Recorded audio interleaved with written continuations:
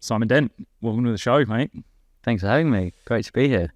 We've just been trotting around the local area we've done a 10K. Yeah. And been fueled up by Velfort, Bowl here, guys that have been super nice to sponsor you and everything that you're doing. But first thing out the gate, why do you do hard things? Oh, that is straight out the gate, isn't it? I think it's important to first say that it's only really been the last few years I've got into sort of ultra endurance event. I very much started out as a marathon runner, like a lot of people, I suppose. 2014 was my first marathon, and just sort of slowly fell into further and further, longer distances. And then it was really probably 3 years ago, moving down to East Sussex and having the South Downs Way on my doorstep, I just sort of found for longer distances. And ultimately that goes hand in hand with, I guess, pushing myself, longer distances, endurance, that are all within that bracket of doing hard things. And that for me, I suppose it's all about growth. I think what I very quickly learned that the further I ran, the more I tested myself in that arena, in the physical arena, the better things got in other aspects of my life. And obviously when things start working, you sort of, I've certainly sort of drilled down on them. And that's sort of where I found myself now. How did you test yourself? Because we'll get into your journey and like how different it is from where you are now to like your outlook, the world you work in, and various different places you worked in, both commercially in around sport and things like that. Did you test yourself when you were younger? Like how would you have measured, tested in yourself when you were younger? I mean, listen, I had a very privileged upbringing. My dad was in the army, moved around every 2 years. Was very sort of quite a young age sent to boarding school, which was the thing to do, because if I hadn't have done that, I would have been going around the world, Hong Kong, Germany, to army schools, which probably weren't the best. So it was definitely done with my best interests. I think looking back now, it was quite an interesting thing going to sort of school that young, especially as a boarder. I do think that certainly shaped me as a person, and a lot of people sort of I suppose reference back to their childhood, don't they, as sort of the reason, for negative things. But I often see it as a sort of a chisel and not a crutch. For me, that shaped me as a person, and I think it was hard. I missed home. I was homesick. It was, it was 1980s boarding schools were pretty rough and ready. But yeah, I think it's certainly, I think probably gave me, an early lesson in adversity. Was there a difference in the pace at which you were doing things? Like you were talking a minute ago about the advice you'd just given to a local lad for career advice and things like that, and life advice maybe. You then said, well, just 20 years after you leave university, just like goes hard, like do loads of different things, go hard. Yeah. Was that sort of your thing? Was that just pace? Was it more attack things at pace? Because obviously now you're doing endurance running. Yeah. It's slow. It's monotonous. But was it just go as hard as you can? No, not at all. Listen, I wasn't particularly academic. I probably, absolutely wasn't academic at all. And funny enough, I'm now back in touch with my 4 best friends from that time. So it's really interesting to see how we've all gone, the different life experiences we all had. But back then, I definitely wasn't naturally gifted at sport. I wasn't particularly bright. But the one thing that I probably inherited from my dad and all my grandparents, they all used to work on the River Thames. My dad, wasn't, we were definitely a working class family, born in South East London. And he, I like to think sort of brought the family out of that sort of environment and did very well for himself. And I think it was just, I just was always surrounded by hard work. And that for me, I guess the values of sort of, generations working on the River Thames bled through to my dad, and I saw that. So I would always outwork people, and how that was reflected with school results, I suppose, was that I was always getting D's and C's, but that was really good for me. And, you know, I got bad GCSEs, and, you know, I was never academic. And then on the sports front, it was interesting because I often wonder what could have been, because I was never properly coached back then, you know, 80s and 90s. It was never, you'd be pretty lucky if you did get proper coaching, really. It was more like they chucked the ball out, blew a whistle, you know, beat the crap out of each other for 50 minutes, and it was the end of games. And that was what sport was. And so, but I would, again, in holidays, I was the kid in the back garden against the garage door for 3 hours, just kicking a ball against it. Like that's what I did. And so I was just and you know, cricket as well. I just worked hard. Were you an only child?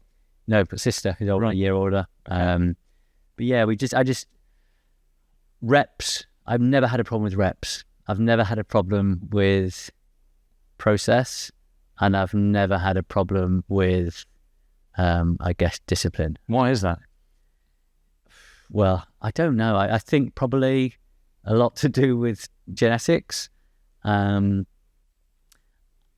I think I'm pretty similar to my dad in that regard. So more environment, essentially, then? So if you're seeing that happen in his environment, and you're going, well, he's putting the reps. If you grew up as an army kid in the 80s, and you know, your dad's in Northern Ireland during the Troubles, or he's going out to the Gulf War, and you just kind of see it's a very different world to what it is now. You know, we were living on army bases, so you're surrounded by just grit, hard work. And you know what? In that environment, if you don't do your job properly, someone might die. That's kind of, that is the environment you're in. So absolutely, via osmosis, I'm pretty sure that's where it came from. That's a nice environment to be around, though, I think. I think it's amazing. Yeah. But at the time, we didn't think that. At the time, I moaned about it. At the time, I'd be like, why are we in an army quarter? Why can't we ever have our own house? Why do we have to move house every 2 years? Why every 2 years do I have to make new friends? And it was all these things that actually at the time was a problem. But I look back now, growing up, we worked out the other day, I had 15 houses between the age of, I think, 6 and 16. And so, in multiple countries. And so that meant that every time we moved, I had to walk in somewhere, meet new people. And at the time, it was hard and it was uncomfortable. But fast forward 30 years, I'm running nightclubs in London. I've got absolutely no problem meeting strangers, saying hello, introducing people to each other, networking. Like that's probably where my networking skills were born. But at the time, I just wanted to be in a cul-de-sac in suburban England, like normal people. Yeah, it's weird, isn't it? We want the thing that we don't have at the time, but actually through that thing that we're maybe trying to escape, it's actually what builds us and creates us into who we really are proud of later on in life. Yeah. And we look back at those skill sets and go, that really helped me out. I have the same with my life, my career, that I've seen. There's moments where I'm like, wish it was just a little bit easier. Yes. Wish it was a little bit, why is it a little bit? And I've now got to the stage where, whether it's like my condition, the stuff that I have to deal with that, it's now allowed me to have a base level of tolerance for certain things. Yeah. And I think once you've got that base level and you've raised that base level, you'd argue now that the world is lowering that baseline for young people, probably why that father asked you to have that conversation. Yeah. And I think that provides a great opportunity. I always say to someone now, like, what an opportunity. The bar's never been lower for people that are willing to let go and just not have a crack. Yeah. So it means if you can hang in, you're right. But it goes back to your initial question about why do I do hard things? Because I quickly realised that that's where growth happens. And I often say to myself, every day I must make some sort of progress. Like, I wake up early, whether I'm training, whether I'm at work, whether it's with the family, you know, every day I have to progress in some way. And I usually try and do my hard thing first in the morning. So whether that's a run, whether that's, you know, jumping in the ice bath, whatever that is, I make sure that I start the day with something I don't want to do. Because as you said, the rest is upside. And it goes, going back to the running and the ultra endurance running, you sort of, there's so many amazing memories I've had from races in the last few years that have really crystallized in my mind of actual proper crossroads in my life where it was either push on or stop. And every time I've pushed through and pushed on, and I can feel the growth that's come off the back of that. And I think, you put yourself in those environments. So purposely putting yourself in hard environments. Obviously, sometimes in life, a lot of the times in life for us all, these things come out of the blue and they're expected. But when they do, if you've conditioned yourself to being in hard environments in your recreational time, I do think they're a little bit easier to deal with. Yeah, the morning routine thing's interesting. I'm sort of dabbling with my thinking around that because I feel like there's now it's just a contest now for who can do the hardest things in the morning and who's got the best morning routine and who's dipping in colder water than the next person. But I think most people now look at those morning routines and go, oh, God, there's another person just doing something that I may not, and you're sitting in your bed and nice and warm and not thinking, well, I should be getting out. And I'm always like, well, even if it's getting up 10 minutes earlier, it shouldn't necessarily be the hard thing that is driving you. It's the feeling of pride after doing something. And I think too many people probably set their sights on doing it too intensely. Like, you didn't start running the distances you're running now day one. No. Or it's anyone that starts something, especially if we come into the new year. Yeah. Like, that is, and this will probably go out in the new year, but if people are set an expectation on the goal that they're setting to be superior, like just elite from the word go, I've got to have a morning routine where I'm doing 30 minutes of meditation, I'm dipping in -10 water, and I'm just and I'm really attacking the day hard. It's like, well, look, why don't you try add one habit in every quarter? One small habit, even if it's 15 minutes earlier than your wake-up time. You're at least making momentum towards being proud of yourself. Because I think it's the feeling after doing something you feel proud of it. Like, we go for a 10K run today. You feel good after it, about that. I've just physically moved 10 kilometers. We didn't go at a rapid pace. It's not like we're trying to break records. But you've just done something. But also, I think the morning routine, I'm a morning person, so that works for me. Like, I'm not against evening routines. Like, if you have to do your ice bath in the evening and you're 10K at night, do it and then have a line. Like, the whole cult of that is bollocks. Like, sorry for swearing, but I'm kind of like, it winds me up because this is not about beating your chest and being masculine. This is about working in habits and routines that work for you. And if you are a shift worker, then that's not going to work. So don't feel guilty about not doing it. Like, you have to, this morning I didn't have a morning routine because I knew you were coming over. So we went out for a run at 10 o'clock. I didn't get up and whip myself with, it was like, okay, I got up, sat down, had breakfast in the sun. We had a good chat, did a bit of work. You arrived. That's a great morning. We went for a run. So you've got to do what's right for you. So I completely agree with that. I think as well on the feeling pride, I think that's a massive part of it. But I also think it's having the awareness and maturity and probably patience to realise that it's actually the compounding impact of it is how you and why you get the results. Like, it's not, none of this is an overnight fix or any of these routines. Like, I hear a lot of people, there's a few people I know who every now and then they'll just tell me about their new thing they've started. And in my head, I'm like, what about the other thing you started 3 months ago? Like, you haven't even given that chance to work. So it's like, it's like anything. Like, you invest money in something and then you check the account every day to actually the grade. Like, no, you can't. You've got to just forget about it. But it's still happening. Just put it to one side. And when you check it in 3 years, it'll have grown.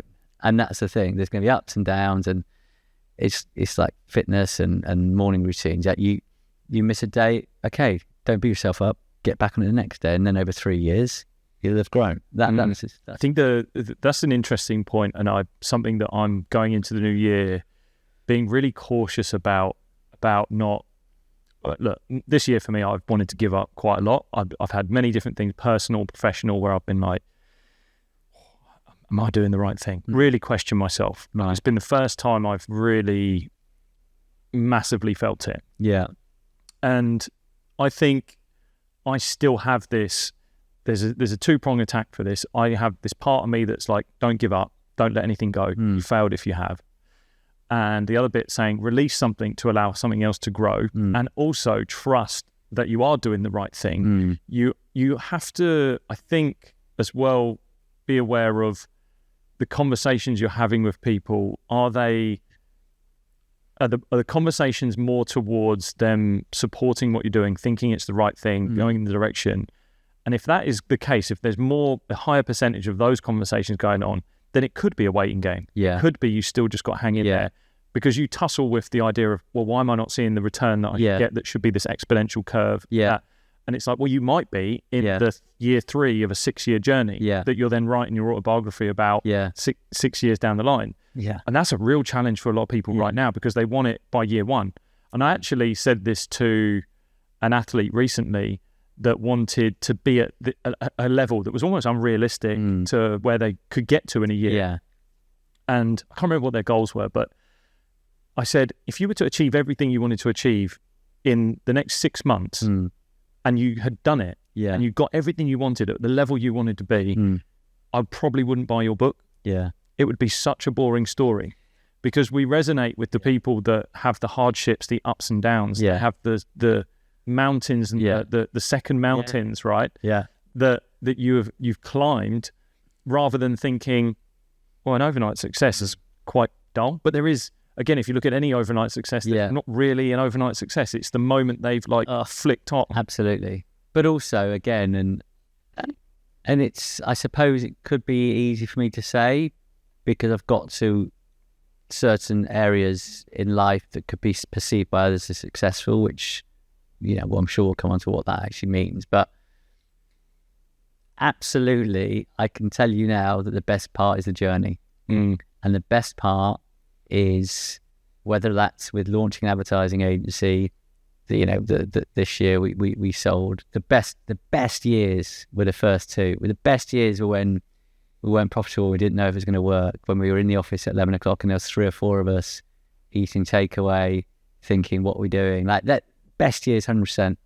Going back to my running, like, again, I've been, whether it's the Marathon des Sables or some of the things that I've done in the last few years, like, I can look back now and say something, the Henley half in 2015, where I was sweating like a pig and came in about 2 hours, and it was just insane and amazing, and the dopamine that lasted about 3-4 days.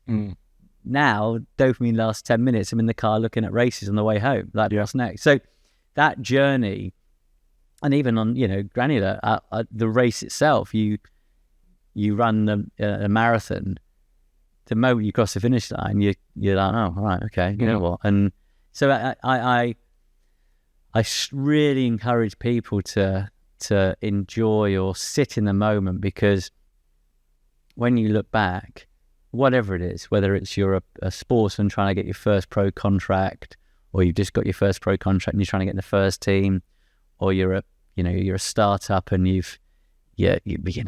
trying to break profit. They're the times when you're sort of, a bit older, you look back on, they're the best days. So with the journey you're going on right now, so you're going to do Dragons Back this year. You did Marathon des Sables last year. What did you enjoy about the journey to get to Marathon des Sables last year or this year?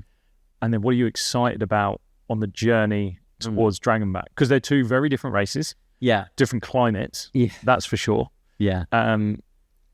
What's the exciting thing about those 2 different journeys that you potentially It's a great question, because Marathon des Sables was the sort of race that I'd heard about. You do a few ultras, 100 milers in the UK, and then you sort of enter this, it's like anything, you sort of walk through these different doors and you unlock this new community and this new level. And I suddenly found myself in this little world of everyone talking about the MDS. It's like, look, what's this? And then, you watch a few things on YouTube and you read a few books and you say, no, right, this is the thing, this is the one, right? And so I'd probably signed up in the usual, ultra overprepared way about a year before the race.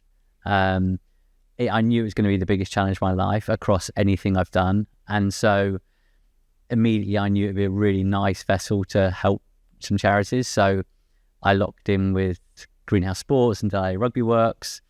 So they were very much part of the journey. So the whole fundraise was brilliant. The training was, it was an interesting one. Obviously, you're training for a desert marathon, which the average temperature each day was about 45, 47 degrees. So it was quite hard to simulate that in training here. I saw you running with like just covered in clothing. Yeah. You were so doing there was a lot of that, of trying to generate, which was just weird. Not sure that helped. Obviously, as we got towards the when we flew out to Morocco, I was lucky enough to use the Brighton University heat chamber. Brilliant. I mean, goodness, I don't know, that was 5 days I was in there for probably an hour and a half each day, which really must have definitely helped. So yeah, that process of understanding more about your body, stage race, which it was. But weirdly enough, the MDS is, I think we had 1,300 starters and around 400 or 500 finishers. And the reason was that there was a heat wave. So on the long day, which is day 4, which I think is about 90k, took me 22 hours. This heat wave came in. And so bear in mind, you're carrying all your own kit, food, they give you some water, but it's unassisted, isn't it? Yeah. So on that long day, it just wiped out 200 or so people. And so that was a real, going back to sort of moments you look back on, that was one of them. So yeah, look, it was an incredible process of training. We raised, I think, close to £15,000 for the charities. And yeah, as we just referenced earlier, sort of cross the finish line and you meet some amazing people. I was in tent 137 and the guys and girls in that tent, we've stayed in touch. We're now close friends because we've shared a life-affirming, changing weeks together. And yeah, very quickly, a couple of months passed, we all started sharing other races and Dragon's Back surfaced, which was... again, pre-MDS, never heard of it. And it was just like, again, you got the cheat code, you're in the next level. And it's a close to 400 kilometre race from Conway Castle to Cardiff Castle in Wales. So it's the Dragon's Back. So it's the spine of Wales that you do over 5-6 days. And it's billed as the toughest mountain ultra in the world simply because of the amount of climbs. I think there's on average 6 ascents a day. And I think over the week, it's the equivalent of 7 ascents of Everest. So it's a whole new ball game to like Marathon des Sables. Marathon des Sables, there was a couple of big jebbles, as they're called out there, but that was mainly about heat and carrying your stuff. Whereas this is about, Dragon's Back will be about scrambling, climbing, vertigo, and the changeable English weather. Yeah. So it's in September. So the last 2 years have been hot. But if you search back on YouTube to sort of like 10 years ago, there's like blizzards and snow. So it's like, yeah, we'll see. But no, that is what I'm about to start training for. Again, I'm fundraising for Dalia Rugby Works and Greenhouse Sports, 2 brilliant charities. For those of you who don't know, it's amazing that Dalia Rugby Works, they work with excluded secondary school children, and there's an alarming statistic which is around 70% of children that are expelled from school end up in the prison system. And so for me, just thinking back to sort of some of the silly things I used to do at school with my mates that these days would definitely be classified as expulsion events, the way that society then labels you, and then you are on a fast track to essentially going to prison if you still aren't. We were talking about that on the run actually. Yeah. It's really interesting. It really does. So do you know the Matthew effect? Yeah. So it's to those that have everything, much is be given. For those that have nothing, much will be taken. Yeah. And it really does. You see that. So I've actually, again, Greenhouse Sports, they work with sort of similar arenas of kids. Yeah. And I've worked with kids like that this year and last year. And I've worked with kids that are in excluded schools within the county here. And you have no doubt that they are on the downward spiral of the Matthew effect. They are, once they have had one incident, sadly, due to the system being the system, sometimes even you could argue the lack of patience from, say, teachers. Teachers are human. Teachers are human. If you have wronged a teacher in some way, sometimes that teacher might label you a certain way. And sadly, then the system puts you in a environment where you're with kids that have already got a perception around themselves of, I am this type of person, therefore my behavior is as such. And then it just magnifies. So obviously the other end of it is that you go into an environment where people are trying to improve themselves, trying to get out of that system, or trying to get out of an environment they're currently in, and it changes that. But I remember doing the work with these charities, and it is quite literally trying to throw a spanner in the spokes of this downward spiral wheel that's happening, and trying to reverse it.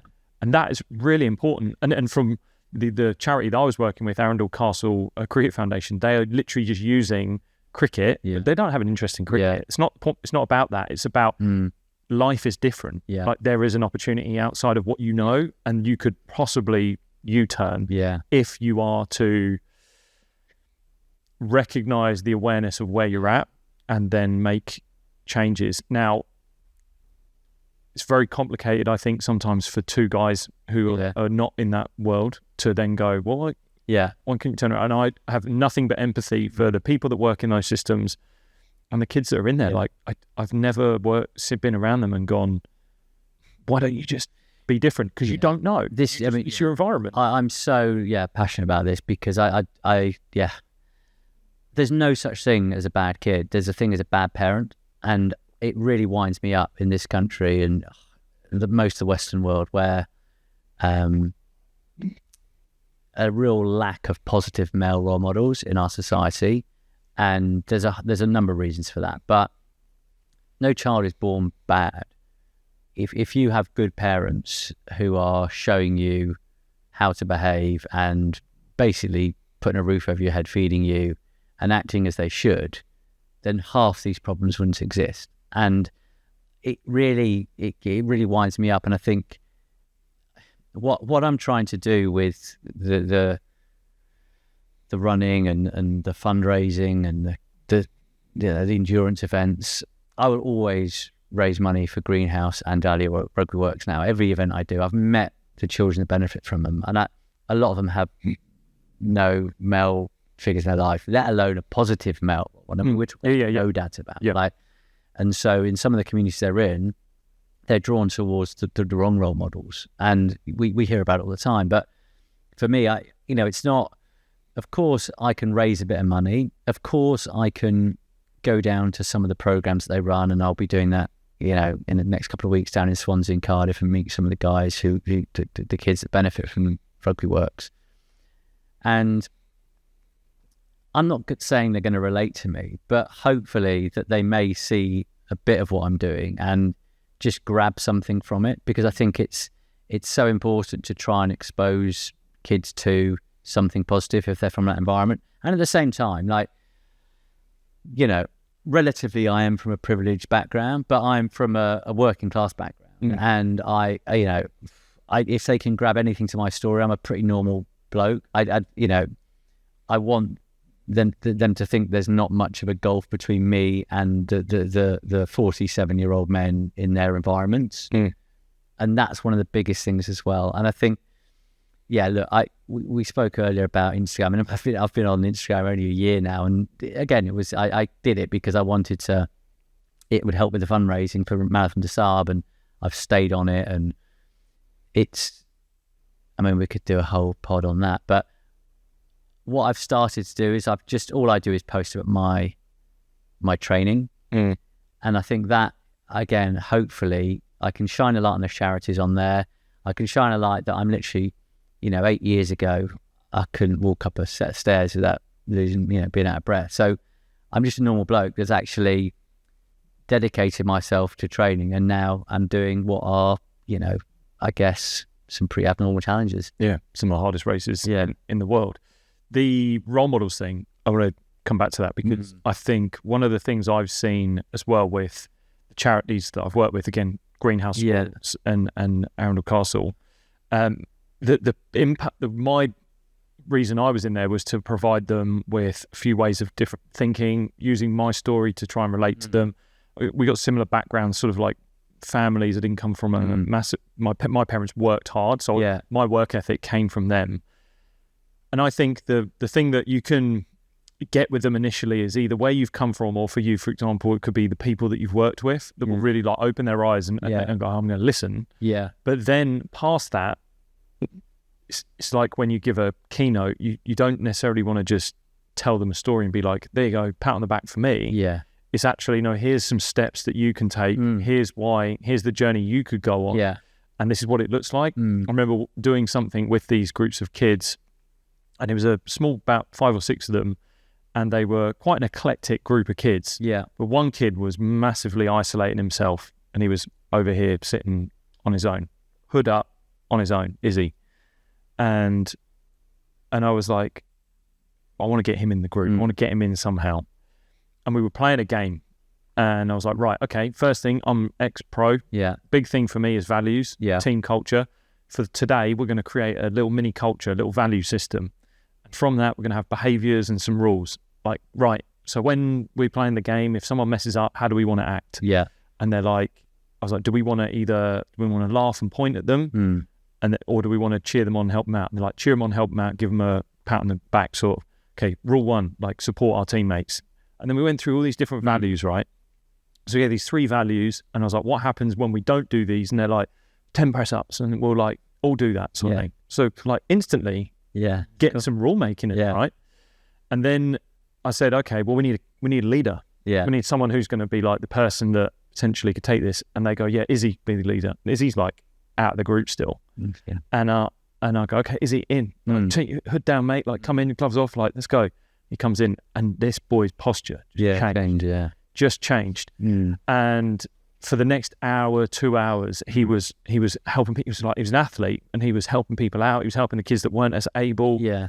And just completely changed. Yeah. And you think it wasn't the case of me telling him. It was like he autonomously got told, like, you can make these decisions, you make the rules, but you got to live by them. You got to live by these rules. And that's a slow lesson for him. And then over the few weeks, we sort of tried to develop it out a little bit more. And you just wish you had more time with them. You do really wish you had more time with them. But also, he then had purpose. Totally. And that is the other thing, isn't it? Like, going back to people who are hoping to make small or big changes in life or move their life in a different direction, I think unless you have that purpose or role, stroke goals, you're just a rudderless ship. And that is something, again, like spending time with these young kids who they've basically been labelled, right? And they've been labelled, and in any environment they walk into, they are the problem kids. It's like, it's helping them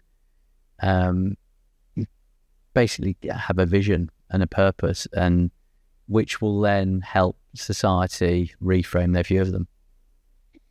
Yeah, it really does come down to this sort of how they either see themselves or how society sees them. And yes, they're drawn into that Matthew Fit. It's how they get out of that, how they pull them out. And it is male role models. It's a huge thing right now. That's why I'm trying to make sure I can be one, and to whoever I'm around and things like that, because they're really lacking in schools.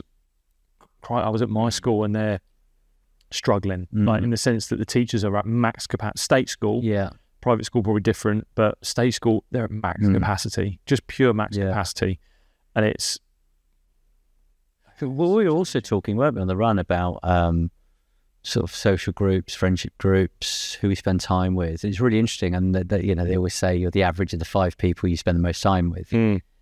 It's quite, you know, just thinking out loud now about those kids that have been excluded, and then they're in these referral units with other kids who have been excluded. They're only around other kids that have been excluded. So it's that sort of, you know, is that the best place? It's like the prison system. Why are we putting people in prison? Are we putting them in there to punish someone, to reform them? Because very few come out reformed, right? So it's like it's that environment you create. You need people going into that environment to provide, I guess, a bit of hope and show alternative ways. It's really hard, isn't it? Like, it's the same way you were talking about you growing up. It's the environment that shapes you. Yeah. And that, for me, it's a part of the research that I want to do this year around head coaches, the what they create in an environment and the impact they have on the athletes through perfectionism, but more through, how that is such a impact on the actions and the behaviors and the thought process of what happens to the people that are around them. And if you, teachers become the parents for a little while, almost too much so. And it's the environment that you create that essentially shapes you. And that's why it's really important that you do, you say the 5 people you hang around with, you're also the 5 podcasts you listen to, the books you read, the shows you watch, it's you can be around the right people, but now we have more people from all around the world all to be around us. Do you know what I mean? It's so true, because obviously, as I said, 3 years ago we moved out of London, moved down to the countryside, and I'm the 5 people that I hung around with then is very different to what it is now. The 5 people I hung around with the most, 6-year-old boy, 6-month-old girl, my wife, and a few sheep around the field, cows. So thank God for podcasts and YouTube, because that's probably shaping me as a person.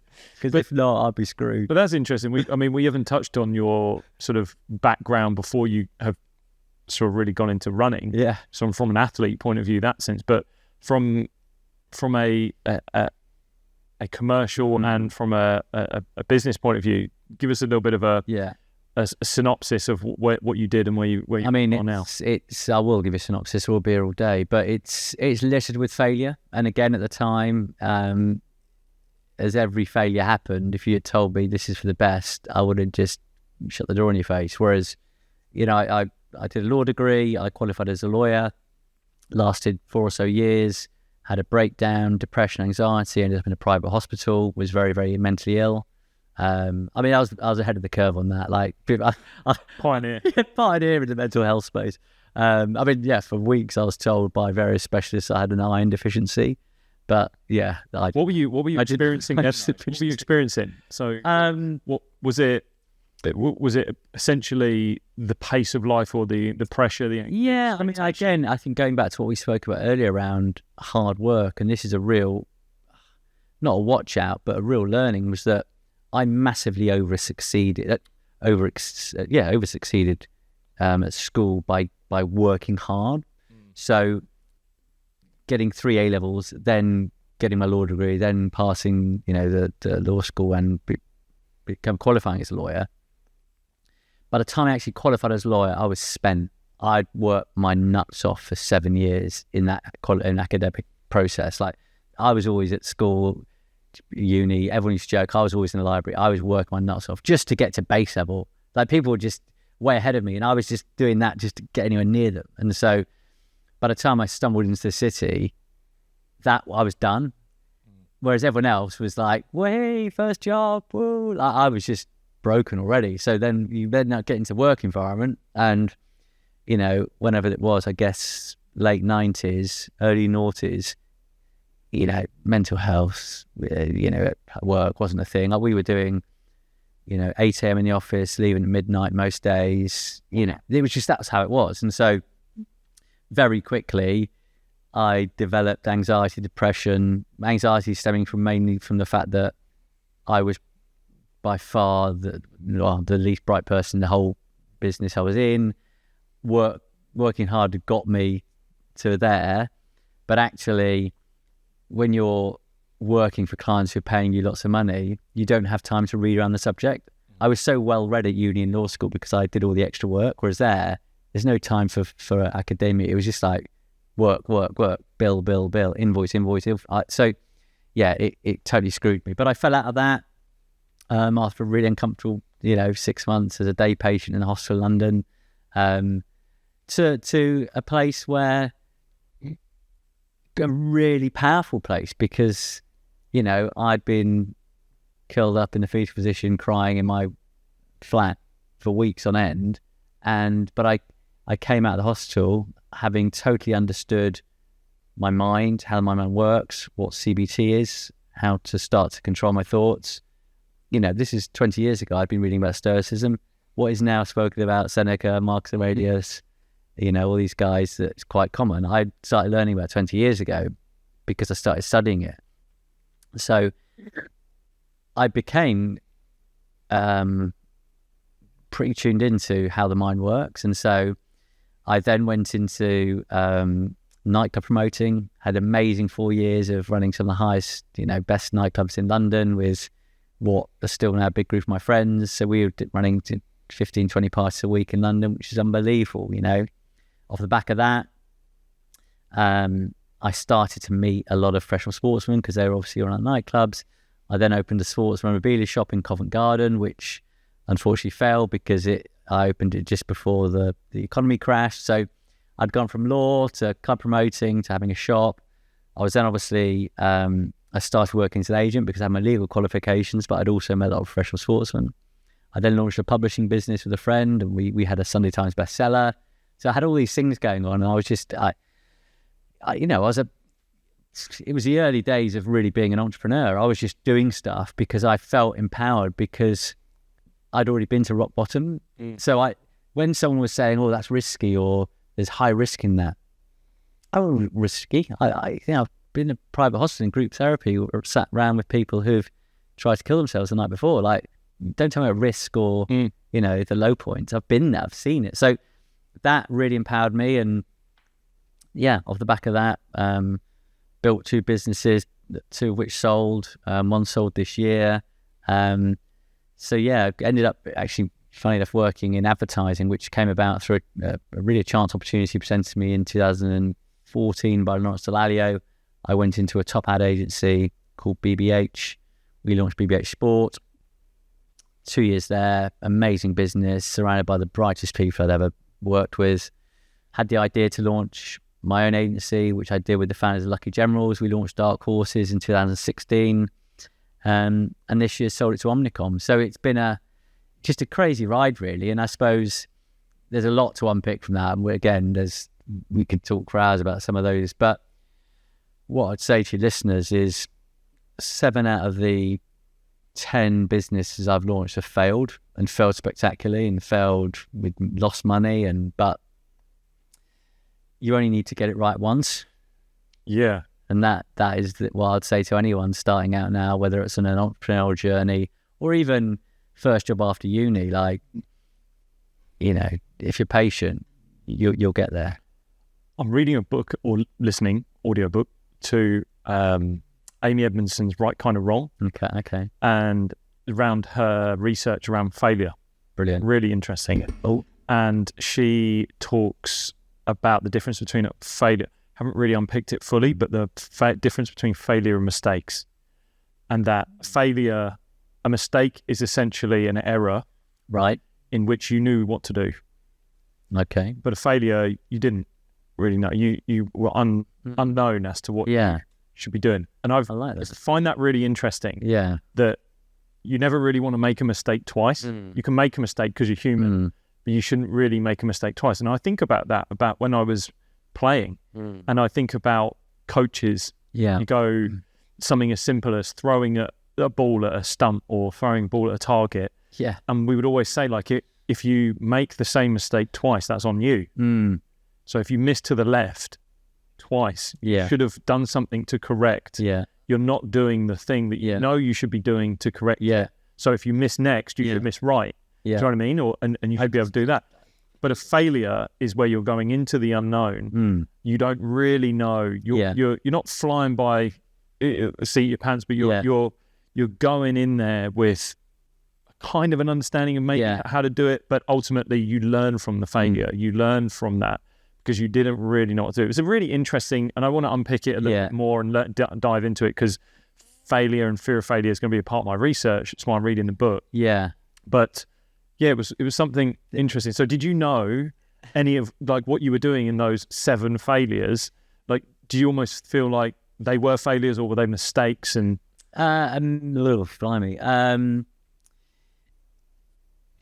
Difficult to unpick each on the spot now. But I think that or phrase it or think about it slightly differently. Did you after one failure, did you then go into the next thing and go about it the same way, or did you change? Did you absolutely change? And I think we're purely talking about business now, not running or anything else, family, but from business, I realised pretty quickly that you don't take it personally. Mm-hmm. You move quickly after a failure, as in you fail quickly. I mean, you often hear that, fail forward, fail fast. I think one of the biggest learnings, especially after falling out of the city and being a lawyer, which is a profession and a career and an infrastructure and a job, everything else I've never worked for someone since. It's all been mine. Like, I mean, obviously slightly differently when you've got investors, but it was, you see, I was kind of working for them, but it was all about, for me, ego, managing ego, and really understanding that you want to get yourself into an environment where you are surrounded by specialists.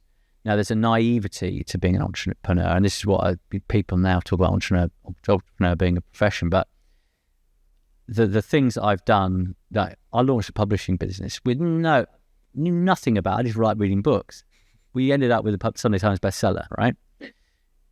I launched an advertising agency, having worked in advertising for 2 years, but I did that by approaching people who had experience in advertising and surrounded myself with smarter people. I always talk about standing on the shoulders of giants, which they are, and they're the reason it succeeded.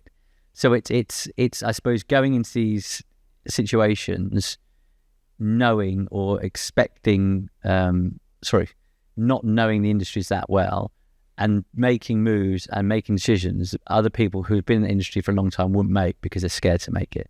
Yeah. And so I was going into them, doing things, and everyone being like, "Oh, I don't know what he's doing there. Why is he doing it that way?" And I was doing it that way because I wasn't bothered by tradition or how they were all told it should be done. I was carving out new niches and doing it my way that worked. And so that I think is a lesson for any entrepreneur out there, is that you can't just do what other people have done before, because guess what? It's not going to work. You've got to have the balls to do something differently, because that's where the magic is. It's interesting you say that. As you're talking about that, with what I've done with Mindstrong Sport, I have pivoted it this year away from being Sport Yogi to now Mindstrong Sport, and built it off the back of almost the conversations I've had on the podcast, the academics that I've met, and also the research that I've read, the literature.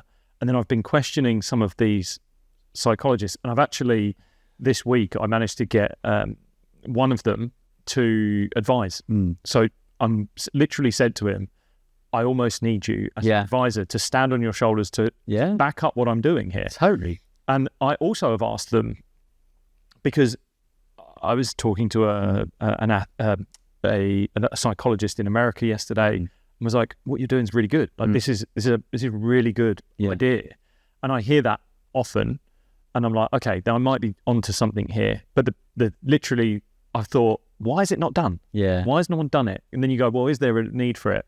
But I've realised that it's the industry, that the people that kind of know what to do, they either don't have the time, their energy somewhere else, or they're a little bit scared. They're scared. They're a little bit scared to do it. Risk averse. And I have gone, well, I'm happy to take that risk.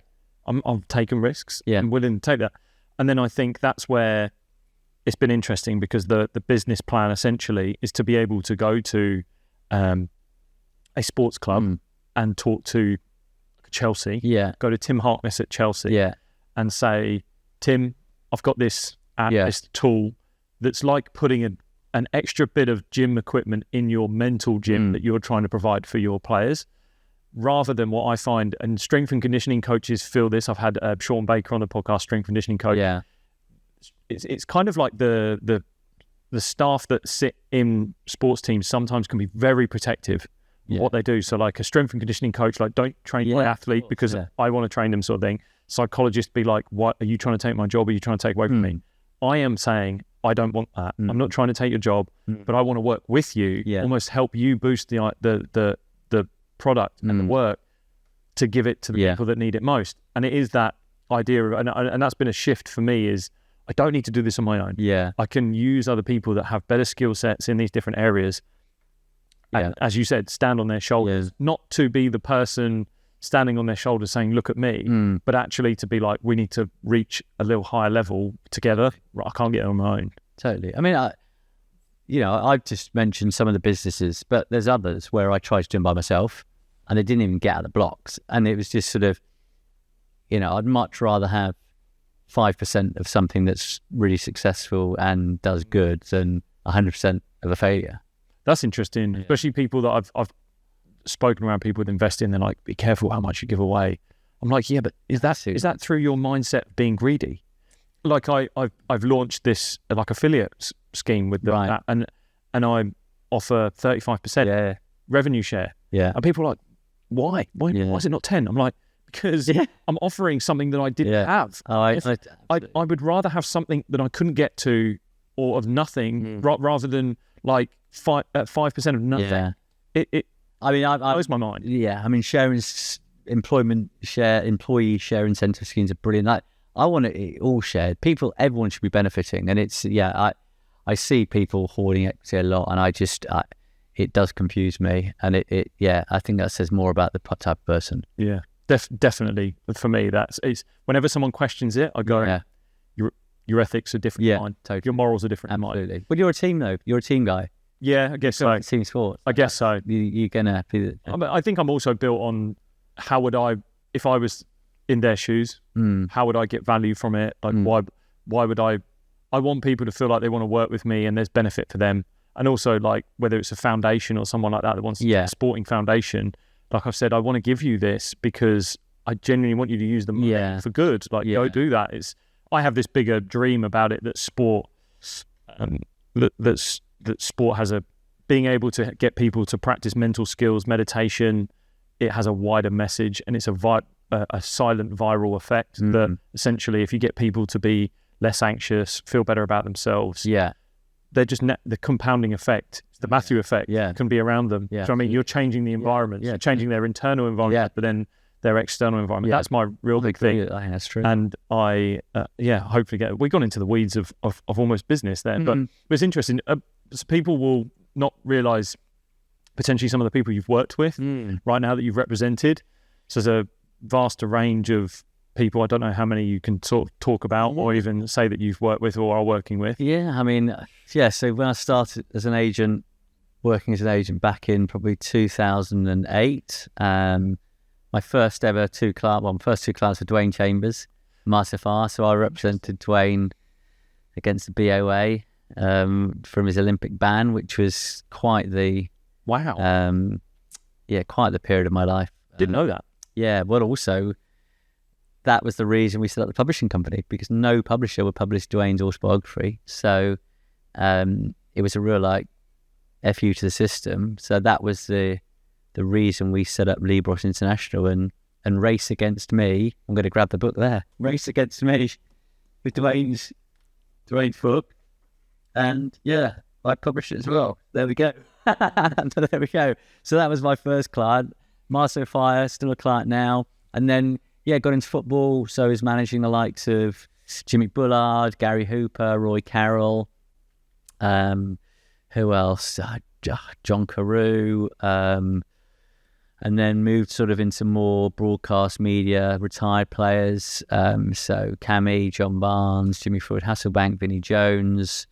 Lots of rugby players as well. Post 2003, England winning the World Cup. So a real selection of sports, men and women, more men to be honest. But that's more to do with the fact that back then, the football and rugby weren't really predominant women's sports. But met lots of interesting characters, learnt a load. I think as well, it's really important to stress that just, talking on my fitness again and my appetite for running now. 20 years ago, when I started working as agent, was not into sport running. I mean, I was a big sports fan, but I wasn't going out running at all. So it's really funny because I feel like, again, through osmosis, spending time with elite sportsmen and the best of the best when they're at their peak, something must have rubbed off on me, because I was obviously, especially in rugby, like I was sat in championship winning dressing rooms. One morning I woke up with a European Cup in my bed after Wasps had won it. I was the one that was given it to take home from the nightclub, so I took it home in Jackson. So there was sort of, in fact, that's Josh's jersey from that game, I think. But so there was like, I was just surrounded by this excellence all the time, but was more interested in doing deals, going on nights out. And I think now I'm really into fitness, physiology, biomechanics, how the body works. I'm like sort of ringing up all my old clients and like trying to tap into them, but they've all gone the other way now. They're the ones in the pub. I changed the record, mate. And the thing you didn't have, the thing that you didn't have. Do you think there's anything particular that stands out that you learned on a positive note from them? Like, is there, if you could really distill it down to like maybe one or two things that you're like, yeah, that's something that I've just never, because you talk more about how it's happened through osmosis, but actually something that, because I've met some people where I've been like, you're just more your demeanor, like the way you do things, and that's like, I want to be like that. It put me on the spot, but actually something does spring to mind straight away, and that's the culture that was created at Wasps between 2002 and 2006.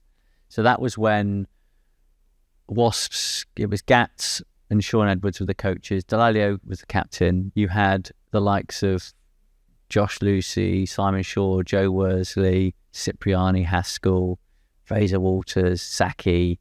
Incredible team. Won titles, European titles. But they trained on a boggy pitch in Acton.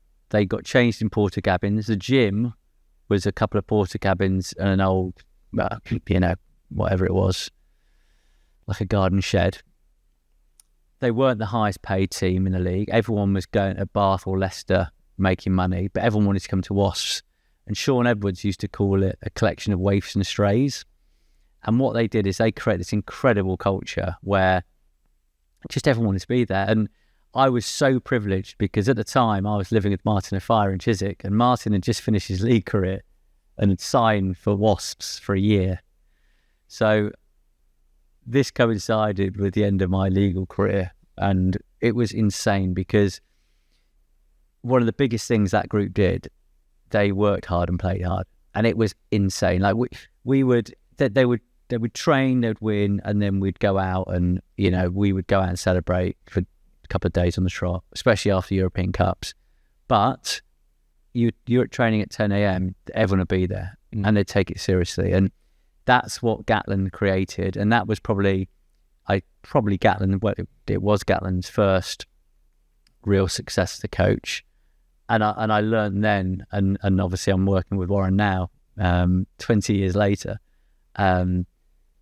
how he gets players to play for him and the environment he creates. It's so special. It's fizzing and magical time. So again, we talk about that sort of, I wouldn't call it underdog status but what's created. They weren't the highest paid. And funny enough, fast forward again 20 years to when I set up my advertising agency, we called it Dark Horses. And a lot of that was wanting to work with the underdog. And a lot of that was about, we used to have an internal mantra. We used to say, the moment you see yourself as a favourite, you've lost the race. And that was always something that I've believed in myself. And I believed, that very much, and so much more about, team and club cultures, environments, but that stuck with me. And that anything I do now, it's be the underdog, be the dark horse, and celebrate the wins. As soon as you're the favourite, the moment you see yourself as a favourite, you've lost the race. That's brilliant. Yeah, I like that. What about the other side of it? So we spoke just as we're coming back from the run about spending time with sometimes your heroes and how much it can level you, or at least give you this sense of they're human. There's both the good side of that.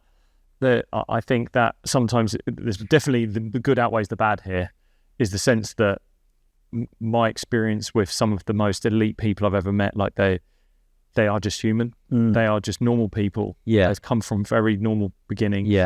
Very few that I've met, you'd be like, okay, it was a self-fulfilling prophecy here, or you had a massive advantage. But there is also the other side of that where you meet people and you're like, how long you got? You are human. And I guess that's always the caveat that I give to people is just never really, both on the good, never assume what's going on for someone, but also never assume what someone's like. Yeah. Because there's a high chance that you need to leave the door a little bit ajar to be like a little bit disappointed in it. I don't know. You definitely will see from a commercials change a lot of things in people. Yeah. And I'm not asking for any names or anything like that, but it's just more the how's it been for you sort of meeting some of these people and working with people and you're like, God, the reality is so far from what actually we see. Yeah. And I think that is part and parcel of talent management, being an agent. How do you, I'd actually say that, how do you stop it though? Do you think it can be stopped?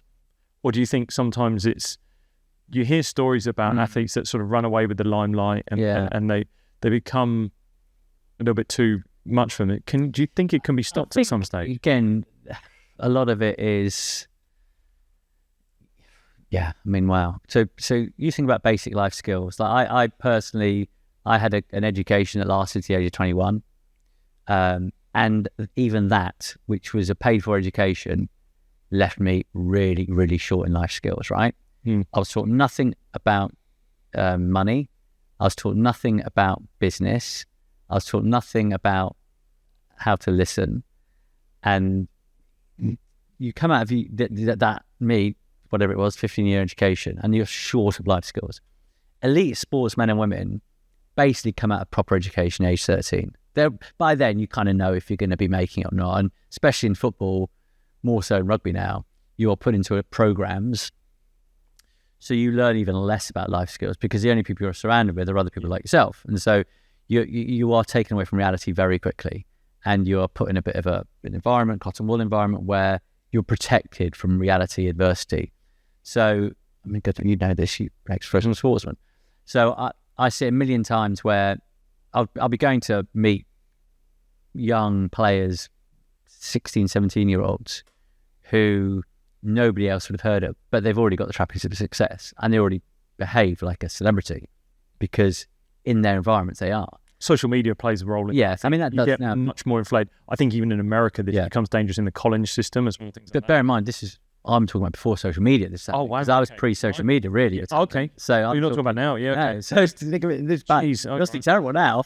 And so they then do well in their sport or play their sport, and on average, the career lasts probably 5 years at its peak if they're really lucky. Yeah. And then so they've got 2 years building up, 5 years, and then it's on the downward. They've had no life skills. They've got no education. They have nothing to fall back on. So it is, and then suddenly 40,000 people are singing their name to no one singing their name. All the hangers-on have disappeared. So it's really, really challenging. And back then, so this is 20 years ago, maybe 15 years ago, I was a bit put out by it often. You know, I'd find myself working with people who I didn't particularly like their value system, their morals, how they treated people, how they treated me, what they prioritised in life. But now I'm a bit older, a bit wiser, I guess. I have so much empathy because, you know, I'm a mess and I had a privileged education. They had no education and were surrounded by yes men and fake friends and come out of that environment with nothing. And so I've so much empathy for the way they behave. But, you know, it's the eternal problem, isn't it, in I guess, cricket, rugby and football in this country around the mental health of sportsmen and women, the education. I think there's a statistic that 70% of professional footballers go bankrupt, like the financial education. So all these things, it's yes, it is challenging, but I do have a lot of empathy.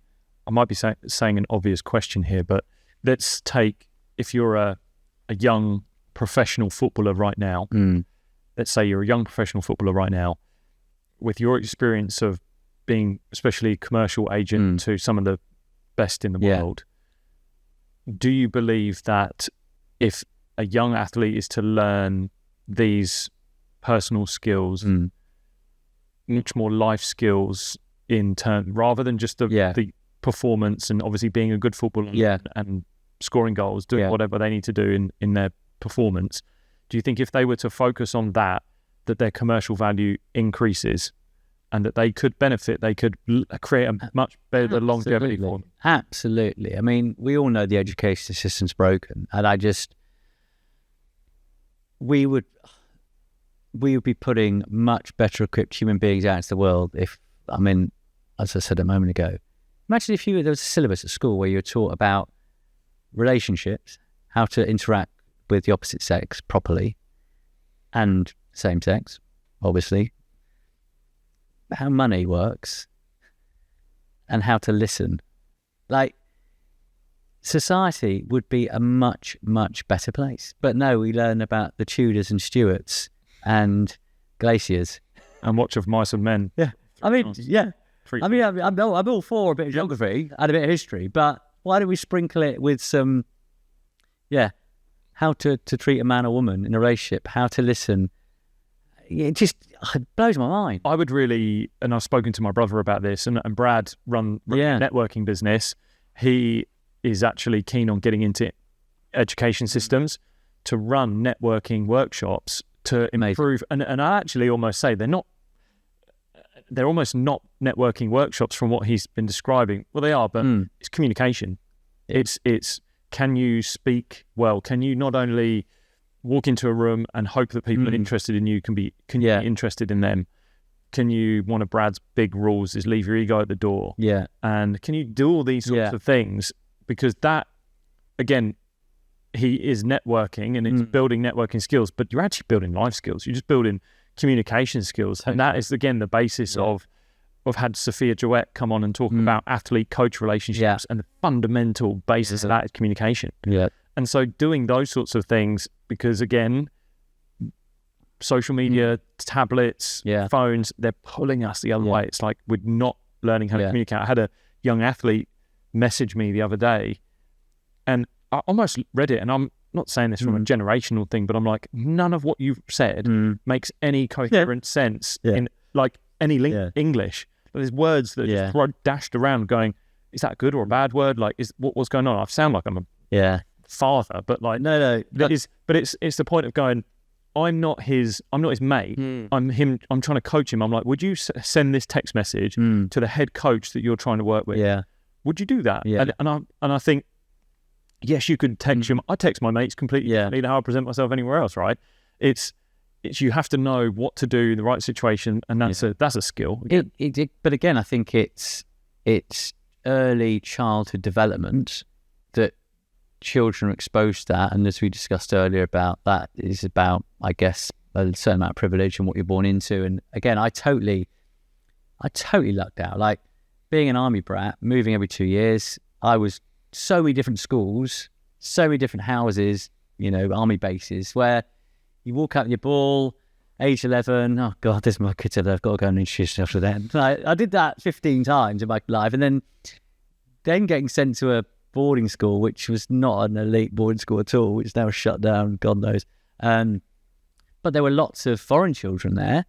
That was like incredible for me, and at the time I didn't realise it, but it was about cultures, different upbringing in dormitories, Nigerian, all sorts of African kids, Asian kids, and just learning cultures from age 10.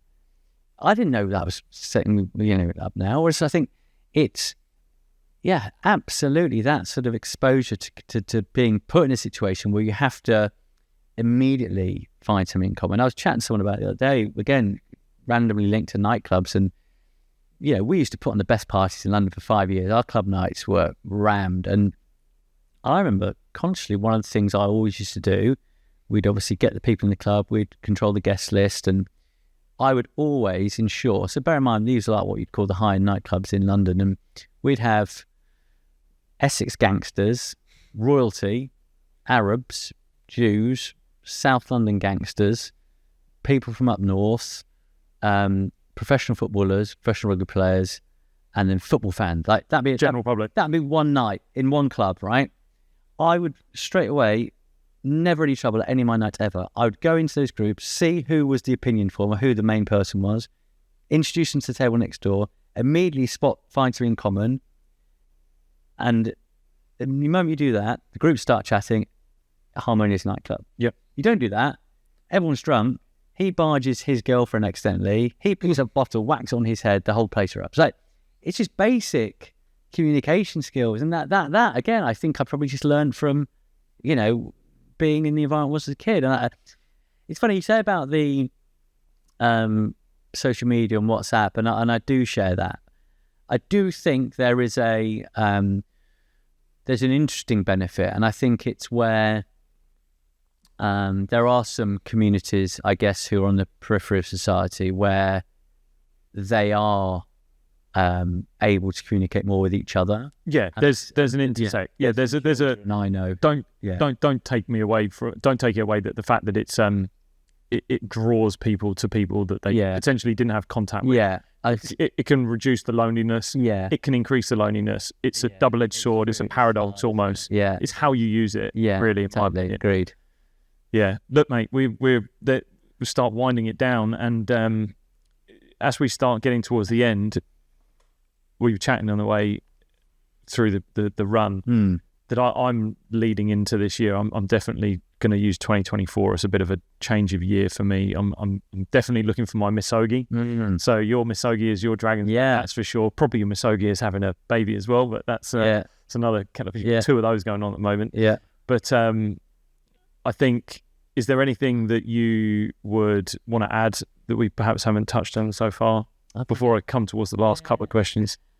I don't know. I think it's always an interesting time, isn't it, Jan? I think it's a time where people are quite excited about the new year, and they set themselves goals, and they, there's obviously one we haven't touched on is alcohol, and people have dry Jan and that particular thing, and sort of then they fall off the wagon and then beat themselves up and drink more in Feb than they ever did. It's like, what I'd say to your listeners is just go easier on yourself. Like, I read a quote the other day, which was, it's better to be consistently good than occasionally great. And I think that for me is a real just flag in the ground about just slowly, it doesn't have to be dry Jan. Okay, if you're a big drinker, just try and do the first 2 weeks. Don't try, you know what I mean? Just enjoy. Setting these massive lofty goals often end in disappointment. And I think it's having the empathy and the understanding and I guess just looking after yourself to the extent that if you do have a drink, then just the next day, just try and increase the run by an extra day. Yeah, eat a bit better. Yeah. Yeah, I'm a big believer in that. Like, again, for people that don't really know what a Misogi is almost a life-defining moment that you have once a year. And it's for some people it could be a 5K run. Absolutely. It could be reading a book, whatever it might be. But for some others, it can be a 200-mile race, whatever it might be. Yeah, 400-kilometer race. But for me, I want to find that hard thing. I want to develop a newer mindset around. Do you think yours will be athletic related? I think so. I do. That's interesting. I think so. I think I'm I've got a couple of things like Spanish and learning guitar and things like that. I've been doing those for a couple of years, but like definitely the Spanish, I haven't thrown myself into that hard enough. Yeah. I think it'll be athletic based because I think there's some habits that I want to form around it that I want to get back from when I was player. Yeah, I feel I lost them. I feel I lost some habits, some routines and a mindset that I had when I was a player. And a part of it actually is due to the fact that I became a yoga teacher and I entered that community for a while. And also from the world that we're listening the world we're listening into, I think I have lent too much towards, there is well-being and I've lent on that. And I think for too long, I've sat in that area of thinking, make yourself well. And actually for me, making myself well and being well is through being strong. Yeah. Is through being, putting myself into situations where I'm courageous. Yeah. I'm brave. Yeah. They're my values. Yeah. This purely my values from what I had when I was playing. Yeah. It was, I don't have this part of my body. I'm vulnerable. My big thing was courage and bravery. Yeah. Well, cool. So haven't lent into that enough. And that might be being courageous enough to do an ultra marathon. It might be something like that. It's interesting because I guess you conquered. I guess every time you went out to bat, you put yourself in a life-threatening situation, essentially. And so, I guess you've conquered that in the athletic world. Have you been able to translate that bravery and into business or into post-career? No, because I don't think it's not as scary, tangible. It's not as tangible. It's also not as threatening. Yeah. Like, so the threat that I would have in the field is physical, life or death. It's not life or death, but potentially. Yeah. But it's also, there's a massive ego thing instantly. You've got thousands of people watching you. Yeah. Like, you don't want to mess up. So with business, when you're sitting at home on your own, the bravery I think that I have to find there is to get over my perfectionism, to get over like taking the first step, that it's okay. But I think really the challenge that I found, especially from where I live, I'm about to move going into the new year, is the loneliness side of it. And that for me is then not having anyone around to weirdly show that bravery or courage to, like having a team around. But actually, for me, I think I can just do it for myself. Yeah. I can do that bravery and that courage for myself. So, and I think the reason why it's harder to do it for me is because I don't know the steps. I've not learned the steps. I don't have an education on it. Yeah. So I knew how to run, jump, throw, hit. I had an education on that. So I knew that if I could do that, I put in more hours, harder, I would get more out. But I didn't have an education. I don't have an education in business. So you are going in a little blind. And that's been a real challenge. And I think that learning curve that's why I sit in it and I go, I've been trying to do this for now a couple of years, 3 years, whatever. And I'm like, have I been doing it the right way? Have I not? It's a constant self-doubt battle. And I think that's why I'm really drawn to trying to find mentors or guides that can help in that space, because I am alone in the dark. You need the support. Yeah. You need the support. And I haven't found it. I haven't had it. And that's been a challenge for me. Yeah. And that stops me from potentially living my values as much as I possibly could, because I'm like, is it even the right thing to do? It's also interesting, isn't it? Because I think you read a lot about the Vikings burning the boats. So when they used to invade a country, they used to set fire to their boats, so they couldn't leave that country. They had to make it work. There was never a plan B. It was like, we burn the boats. And again, I refer back to the sort of experience I had with dark horses and some of the other things I've done in life, whereby it had to work. There was no plan B. Like when I set up dark horses in 2016, Lucy was pregnant with Ralph. I'd sort of turned my back on the talent business, and it was right. This kind of has to work now, because I'm 30. What was I initially? Sorry, I was 40, 41. Yeah, and so it had to work. There was no option. And I think with your situation, because you're multi-talented and have so many pillars of what you're doing across everything from podcasting to coaching to semi-professional sports and still to yoga to, I guess you've got so many boats you get into, but there's no sink or swim. Like there's not this like that life raft. Well, that's a great analogy. Like I really get that, and that's hit me because I would actually say, and what I was saying on the what I was saying on the run, I was saying I haven't got a boat. Well, no, I was saying on the run with you, I was like, I'm trying to let go of stuff. I burnt my boat. So I'm burning some boats. That's how I feel I want to do. Like someone said to me recently about yoga, and I'm like, not me. Yeah. Like I'm adamant about that. And I'm pro cricketer, not me anymore. Yeah. Adamant about that. Like, do you know what I mean? I'm trying to burn those boats, because I am trying to go, no, my mindset coaching is really what I'm into. It's what I'm doing. It's where I'm passionate. It's where I can offer value. I figured it out. I'm figuring it out. I figured out the path I want to go out. I'm figuring all of that out along the way. And I don't want to be known for all these other things. So no, it's cool. It's good. We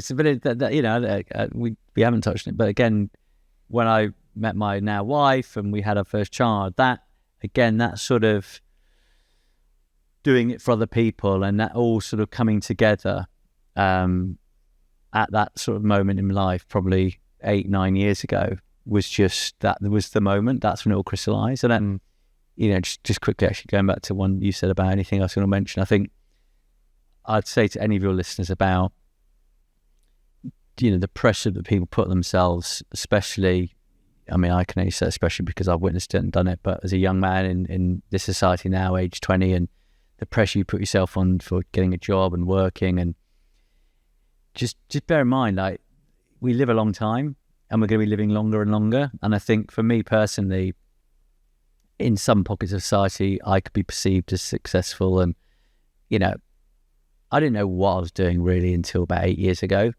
I made a lot of it up on the way, loads of failures, loads of mistakes, but actually probably age 40 that I really got my shit together. And I think I just want to leave as a message for anyone who may be struggling in their 20s or even 30s, that you stick at it. Like, just keep going, because we're all different and we all go through these different passages of our lives and phases of lives. And for me, it crystallized then. So just have the confidence to explore and try and make things work. Last couple of real quick questions on one thing I always ask, two things I'm asking at the moment, which is, what is something that you're reading, watching, listening to that's inspiring you at the moment? Cool. Good question. I mean, I'm reading quite a lot. What am I reading at the moment? I'm actually reading a book called Passages. Okay. Which is a fascinating book that's first published in the 70s. Have I got it here? No, I haven't got it here.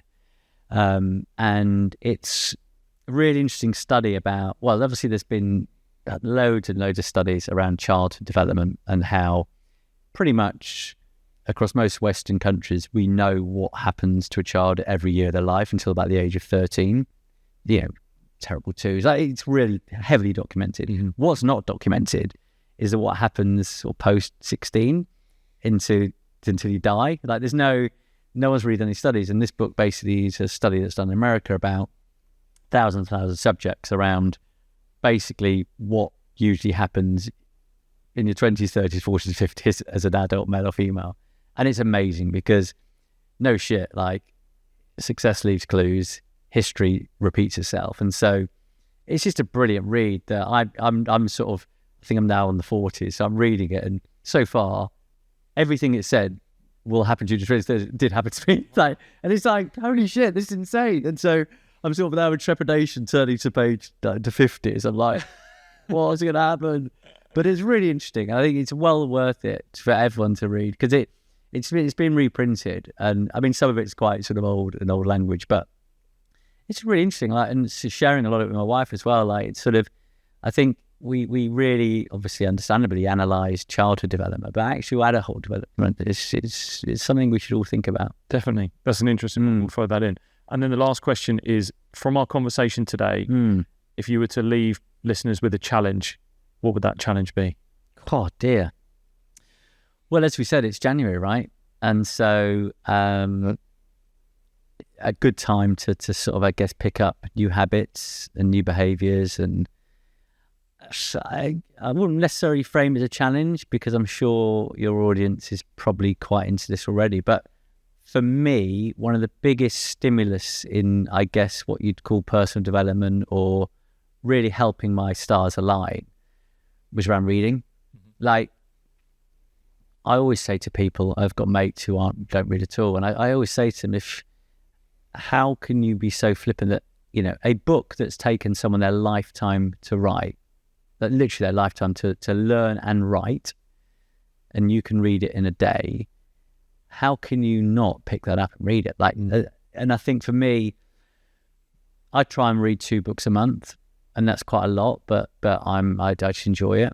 And I think, but these days, with the ability to download so many things on Audible or whatever, Spotify, and listen to audiobooks when you're training, running, whatever, I would just challenge yourself to don't give up your novels, because I get a lot of grief from some people for not reading enough novels. Like, my books, I'm massively like in the self-help genre or the autobiographies, but challenge yourself to read a book a month, and you'll be amazed at what that unlocks. Like, for me, we go back to surrounding yourself with people.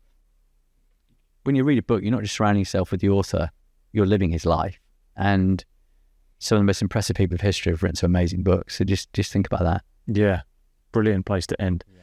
Simon, thank you so much for your time. Where's the best place for us to send people to support what you're doing, to follow along and get involved. Yeah, so look, the Dragon's Back fundraising for Greenhouse and Delay Rugby Works, it's all being done through Just Giving. So there's a Just Giving page, and we can link that in the show. And then, if anyone's interested, I do document my training on Instagram at Ultra Entrepreneur. So again, we'll link that. But yeah, it's any donations welcome for Greenhouse and Delay Works. Yeah, amazing stuff, mate. Really good conversation, and it's been awesome having you. Loved it. Cheers.